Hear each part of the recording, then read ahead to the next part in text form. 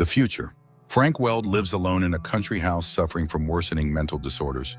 At night, he entertains himself by robbing his own home. One day, he tidies up the house a bit and prepares to eat, but the milk has already soured, so he heads to the couch without having breakfast. Frank is dozing off when his daughter Madison calls from a distant foreign country, but the connection breaks. Later, Frank heads into town, where the last library with real books is located. The librarian, Jennifer, greets him with a smile, as few people read real books anymore. She tells him that a new non-profit organization plans to convert the library to a digital format. At that moment, Frank's son, Hunter, calls, and the elderly man leaves. On his way, he stops by a store where the clerk greets him coldly, suspecting him of petty theft. The old man leaves, ignoring her shouting. As he walks toward his house, Hunter pulls up in his car. Concerned about his father's condition, Hunter visits every 10 days, even though he lives far away. Hunter is horrified by the mess in the house and admits he would prefer to place his father in a facility where he would be well cared for, but Frank refuses to leave his home. Then Hunter reveals a robot assistant he has bought to help his elderly father. Frank isn't happy with the gift, as he's always been against automation. However, Hunter turns on the robot and instructs it to clean the house and prepare lunch.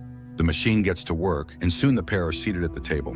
Frank tries to appeal to his son's emotions, saying their mother wouldn't like this innovation, but Hunter reminds him that his parents separated 30 years ago. At that moment, the robot brings out a cake it made and asks Frank to believe that it will be a good helper. Frank reluctantly agrees. The next day, the robot cleans the house and begins enforcing a daily schedule it has devised for Frank. Now it prepares healthy meals for the old man and comes up with activities, like working in the garden. The robot shaves Frank and takes him for a walk.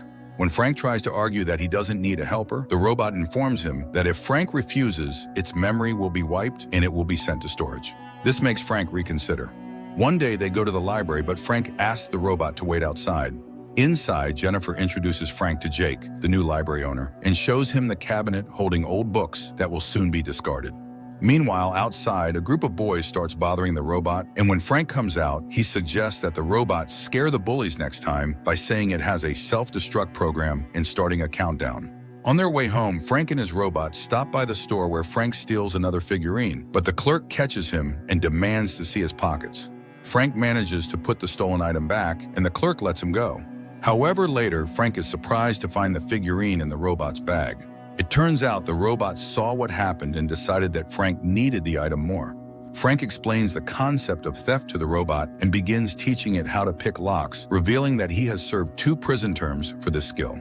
Frank specialized in stealing jewelry because, as he says, insurance companies are the ones that suffer the most. Seeing that the robot handles the task perfectly, Frank realizes they have new opportunities. The pair head to the library where Frank shows the robot the locations of the security cameras. He then introduces the robot to Jennifer, who invites him to a party celebrating the library's conversion to digital format. When they return home, Frank tells the robot that they will commit a robbery that night. At that moment, Hunter calls, tired of Madison's constant complaints and her insistence that her brother take the robot back. But now Frank doesn't want to give up his new partner. That night, the criminal duo head to the library and steal an antique edition of Don Quixote. But Frank doesn't notice that he's left his glasses on the table. At home, as Frank examines the book, he recalls how Hunter once asked him to teach him the art of theft.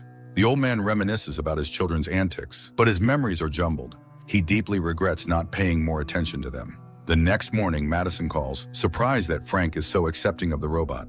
She gets upset when Frank mentions that her brother at least did something for him. In the evening, Frank goes to the party with Jennifer at the library, which will now serve as a community center. Jennifer tells him about the nighttime theft and that Jake suspects the thieves are after the library's new sponsors. Their conversation is interrupted by Jake, who introduces his wife to the pair. He takes Jennifer away for a chat, leaving Frank alone. Frank starts eyeing the women's jewelry, especially the necklace worn by Jake's wife. But Jake approaches the old man, admitting he knows about Frank's criminal past and about the glasses found at the scene. Jake asks Frank not to come back again. Jennifer returns, and Frank suddenly confesses that he thinks Jake is a fraud, but she doesn't understand what he's talking about. Back at home, Frank asks the robot to turn on its visual memory, and as he examines Jake's wife's jewelry, he realizes it's extremely valuable. The robot, realizing what Frank is planning, tries to dissuade him from taking the risk, but the old thief is convinced that devising a criminal plan helps him exercise his brain.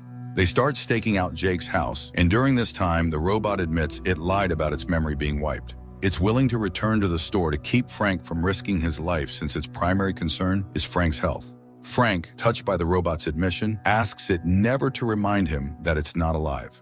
Later, Frank begins planning the robbery when Jennifer arrives. Fearing she'll see his notes and figure out what he's up to, he refuses to let her inside. She leaves, placing a pie on his doorstep.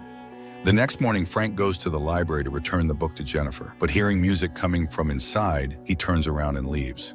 Later, he continues to stake out Jake's house, telling the robot more about his life. The robot continues caring for the garden and watering the ripening tomatoes. Meanwhile, Madison returns home, determined to convince her father to get rid of the machine, which she sees as ethically unacceptable. She disables the robot using a password Frank doesn't know and shows her father photos from her recent trip, unaware that it all feels burdensome to him.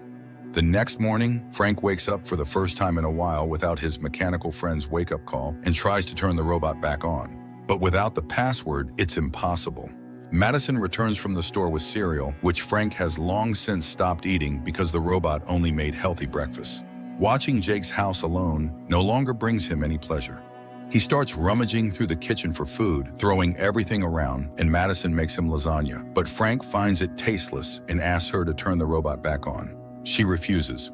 Later, Frank scolds his daughter for the mess in the house, saying she hasn't done what the robot easily managed. The next morning, Frank notices a striking change. Everything is sparkling clean, and his daughter is busy in the kitchen, assuring him she spent all night cleaning. But Frank catches her in a lie.